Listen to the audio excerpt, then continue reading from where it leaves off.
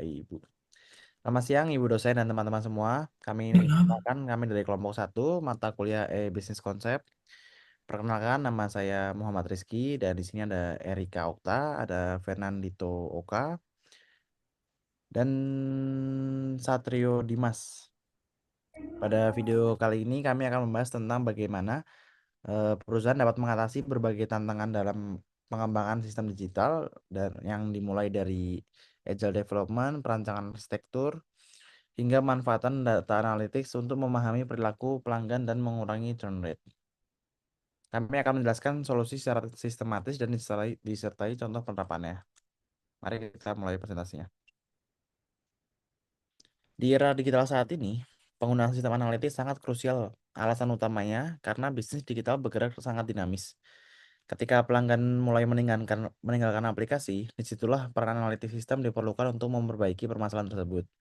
Dalam kasus kami, e-commerce menghadapi churn rate yang tinggi atau bisa disebut dengan pelanggan kabur. Kita dapat menerapkan kelima jenis analitik, mulai dari analitik secara deskriptif sampai kognitif, secara bertahap untuk mengubah data menjadi strategi retensi yang lebih ampuh. Selanjutnya, kami sebagai tim bisnis e-commerce dihadapkan dengan tantangan terbesar kami hari ini, yaitu tingginya churn rate pelanggan. Untuk mengatasinya, kami tentu saja tidak menebak. Kami mendengarkan dan melihat data. Langkah pertama yang harus kami lakukan adalah analitik deskriptif, yaitu apa yang sudah terjadi. Langkah pertama adalah melihat potret data historis untuk memahami kondisi saat ini. Kita tidak bisa memperbaiki apa yang tidak kita ketahui. Descriptive analytics melihat apa yang sebenarnya telah terjadi. Data menunjukkan mayoritas pelanggan yang churn adalah pengguna baru yang hanya bertransaksi satu kali.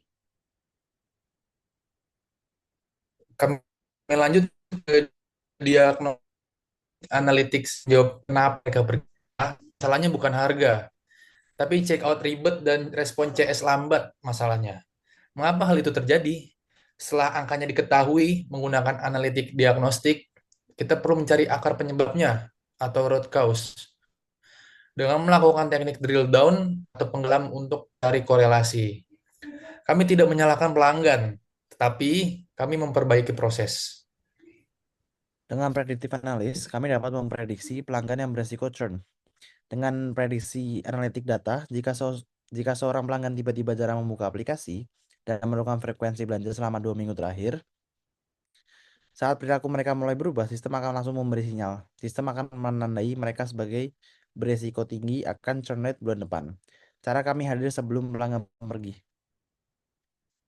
Data bukan hanya untuk dianalisis, tapi untuk bertindak. Melalui perspektif analytics, pelanggan beresiko tinggi mendapat penawaran yang relevan, bukan spam promo.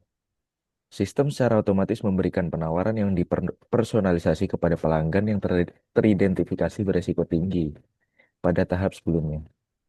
Setiap pelanggan itu unik dan diperlakukan secara personal. Kami juga menggunakan cognitive analytics sebagai tools untuk membaca emosi pelanggan.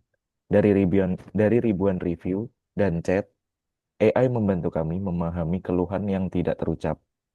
Hal ini menganalisis sentimen dari ulasan review produk, komentar di media sosial, atau rekaman percakapan dengan customer service. Bagi kami, branding bukan sekedar logo atau promo. Branding adalah bagaimana kami mendengarkan, memahami, dan bertindak untuk pelanggan.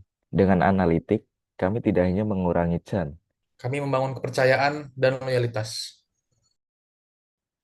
Demikian penjelasan dari kelompok kami. Dari pembahasan tadi kita bisa melihat bahwa data, teknologi, dan strategi dapat membantu perusahaan memahami pelanggan dengan lebih baik, mengurangi churn, dan membangun loyalitas jangka panjang. Semoga presentasi ini bermanfaat dan mudah dipahami. Terima kasih atas perhatian Ibu. Kami dari kelompok 1 undur diri. Selamat siang.